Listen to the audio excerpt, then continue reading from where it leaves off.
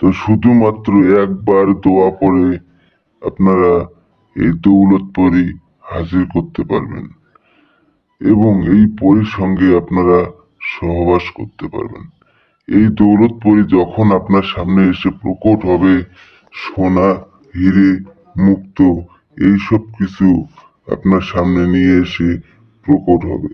যখন বশ্যতা স্বীকার করে নিবে, ওই সব কিছু আপনাকে দান করে দেবে। তো এটা আপনারা কিভাবে প্রয়োগ করবেন আমি আপনাদেরকে ভিডিওর মাঝখানে বিস্তারিতভাবে বলে দিব। আর এটা যদি নিজেরা প্রয়োগ না করতে পারেন, চালান করে নিতে চান, স্ক্রিনে দেওয়া নাম্বারে আপনারা আমার সঙ্গে যোগাযোগ করে নিতে পারবেন। এটা একদিনের মধ্যে শুধুমাত্র একবার দোয়া পড়লেই এই দৌলতপুরী আপনার সামনে এসে প্রকট হয়ে যাবে। তো এটা কি করতে হবে আমি আপনাদেরকে বলে দিচ্ছি। থাম্বনেলে যেরকম পরি দেখতে পেরেছেন সেম টু সেম ওই রকমই পরি আপনার সামনে এসে প্রকট হবে। তো এটার জন্য এটা করার পূর্বে আপনারা আমার কাছ থেকে অনুমতি নিয়ে নেবেন। অনুমতি নেওয়ার জন্য আপনারা আমাকে কেউ ফোন করবেন না, কমেন্টে অনুমতি চাইবেন, আমি আপনাদেরকে অনুমতি দিয়ে দেব। একটা দোয়া স্ক্রিনে দেখতে পেরেছেন, এটা লক্ষ্য করে নিন। এটাকে আপনারা প্রথমে ভালো করে মুখস্থ করে নেবেন। মুখস্থ করে নেওয়ার পরে আমার কাছ থেকে তারপরে অনুমতি নেবেন।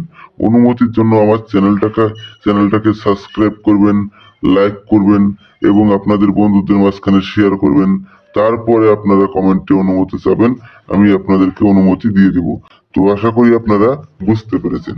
এটার জন্য শুধুমাত্র একটা গোলাপ ফুলের মালা, একটা চামড়ি তেলের প্রদীপ জ্বালাবেন, একটা তসবির মালা নেবেন, আর সবুজ রঙের আসন নেবেন।